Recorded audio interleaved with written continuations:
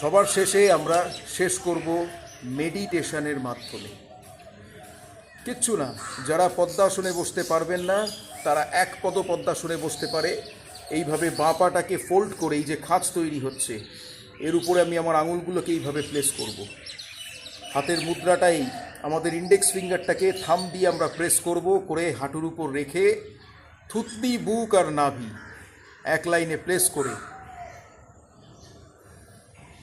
চোখ বন্ধ করে পুরো শরীর যেন রিল্যাক্স থাকে, কোথাও কোনো এরকম প্রেশার যেন না আসে, শরীর পুরো রিল্যাক্স, মেরুদণ্ড সোজা, থুতনি, বুক আর নাভি এক লাইনে।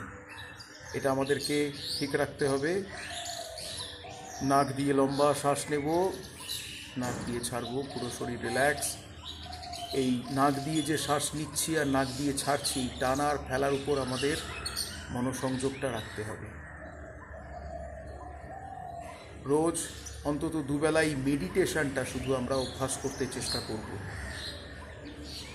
তাহলেই অধিকাংশ মানসিক সমস্যার সমাধান আমরা পেয়ে যাব। Stress, anxiety, depression, everything. বসে থাকুন যতক্ষণ ভালো লাগে। সবার শেষে যখন মনে করবেন এবার উঠব, হাত দুটোকে এইভাবে আলতো করে মাসাজ করে চোখের উপর আলতো করে বুলিয়ে আস্তে আস্তে 3-4টে অ্যাটেমে চোখটা খুলুন এবং সবার শেষে পা দুটোকে এইভাবে ছড়িয়ে দিন। যারা এক পদ পদ্মাসন কোনো আসনেই বসতে পারবেন না, পায়ে যাদের সমস্যা, বয়স্ক মানুষ যারা আছেন বা অল্প বয়সীদের ক্ষেত্রে অনেকের অ্যাক্সিডেন্টে হয়তো পায়ে খুব প্রচণ্ড লেগেছে বা পা ভেঙে গেছে, পায়ে সমস্যা তো থাকতেই পারে, তো তারা চেয়ারে বসেও এটা অভ্যাস করতে পারেন মেডিটেশন। আমার যদি ব্যায়াম অভ্যাস করার ইচ্ছেটুকু থাকে আমি যে কোনো অবস্থাতেই করব, এক্সকিউজ দিলে চলবে না।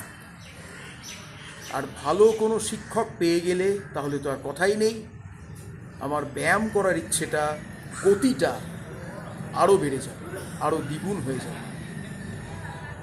তাহলে রোজ করলে যোগ আর হবে না রোগ, যদিও বা হয় রোগ, খুব তাড়াতাড়ি সারবে সেই রোগ।